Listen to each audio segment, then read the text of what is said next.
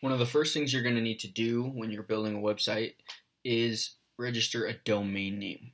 And a domain name is just an address to take you to a website. So if we want to go to Facebook's website, for instance, up here we type in facebook.com.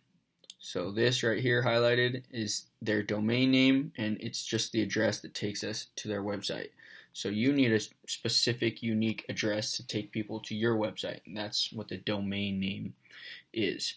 So domain names you can register. They usually cost about $10 a year. You can register from places like Namecheap, GoDaddy, 1&1. I've used all three of those services. Namecheap, in my opinion, is the best. It's cheap, really easy to use. And for any of those services, they usually have a bar where you can put in the domain name you want, and you can check to see if it's available or not. So let's say I want to buy hokuswebsite.com. Hit search. As you can see, hokuswebsite.com is available, so if I wanted to, I could just buy it right now. And as far as picking a name, don't spend too much time or money trying to get the exact name that you want. Really, if you have a good website, if you have good content, people are going to visit it, people are going to remember it regardless of what your name is. So don't worry too much about the actual domain name. Here are a few basic pointers though. If you can, try to keep it short. So instead of saying Hoku's new awesome website, well, since Hoku's website is already available, I may as well choose the shorter one. It'll be easier for people to remember. Try to avoid hyphens. That's kind of tacky, and I've heard it's not good for SEO purposes. And try to get the .com if you can, but it's not that big of a deal if you aren't able to get the .com. When I wanted to build my site Well Gifted, I went to wellgifted.com and saw that someone already had it, and I was using GoDaddy at the time. And so I checked on GoDaddy, and I saw, it's up for auction. So this would have cost me about $3,000. So I was like, well, what other options do I have? And I saw wellgifted.co, .co was available for $10. So I got wellgifted.co, and it was only $10.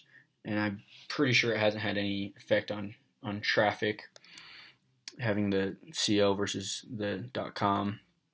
And if you look at Vine, for instance, obviously a very popular website, they don't have the Vine.com. They only have the .co, and I don't think it's made any difference for them. They've been pretty successful. One thing to remember, make sure you don't put a company's name in your actual website. I registered a domain. It was, I can't exactly remember what it was, but it had the actual WordPress in it. It was like learnwordpress.com, something to that effect. And I wasn't able to use that domain name because it had WordPress in it. So when you're picking a domain name, just make sure you're not using someone's copyright, because you'll probably get a cease and desist letter and you'll have to change your domain name. So do some Google searches, make sure there's no companies out there with your same name.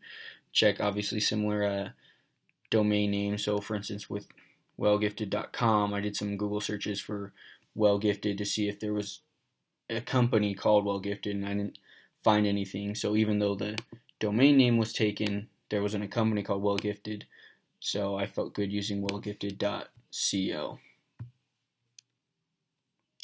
So what do you do if your domain name is not available? You can't use a CO for some reason. You have to have this exact domain name. Again, I highly recommend you just find a different name or try to use a .me.co, something like that. But if for whatever reason that's not an option, you can either click here, and other similar sites, GoDaddy, have a similar feature where you can make an offer to buy the domain name from whoever owns it. You can put whatever amount you want, but they do charge a $30 fee to use this service. You can also use whois.domaintools.com to track down the owner of a domain name, and this is free to use, so probably the better option. So let's say I wanted to buy Hoku.com. I can just search it in here, and then here at the top it gives me a number of emails of people that I can contact to try to find the owner and negotiate a price if I want to buy this domain name. So you may have to send a couple of emails, send it to a certain person and then they say, oh, actually you should be talking to this person. So you have to send a couple emails before you actually get the owner, but overall, whois.domaintools.com is a great resource in helping you track down the owner of a domain to purchase it. But again, if at all possible, I highly recommend that you should try to find a different domain so you don't have to go through this whole process and spend who knows how much money trying to buy an exact domain.